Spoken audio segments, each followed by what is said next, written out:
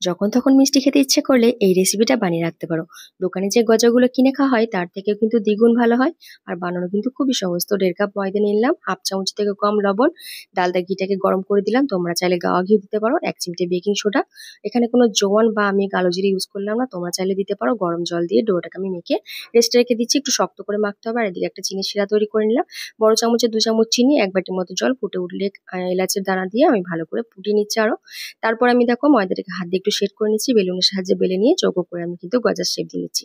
এরপরে তেলটাকে একদম লো হিটে রেখে গজাগুলোকে ছেড়ে দিচ্ছি। যখন একটু গজাগুলো ভেসে উঠবে তখন কিন্তু ফ্লেমটাকে বাড়িয়ে দিয়ে লাল করে আমি ভেজে নিচ্ছি। ভেজে তুলে নেবো। এরপরে কিন্তু গজাগুলোকে একটু ঠান্ডা করে নিচ্ছি। তারপর শিরার মধ্যে দিয়ে একটু উল্টো পাল্টা করে নিয়ে 10 মিনিটের মতো শিরার মধ্যে ডুবিয়ে রেখে দিচ্ছি। তারপর কিন্তু একটু তুলে নেবো। তারপর একটু ঠান্ডা হয়ে গেলে তোমাদেরকে দেখাচ্ছি কিরকম হয়েছে। তো দেখেই বুঝতে পারছো কতটা সুন্দর হয়েছে। একবার ট্রাই করতে পারো, আশা করছি তোমাদেরকে ভালো লাগবে। আর খেতে কিন্তু অসম্ভব মজা হয়েছে।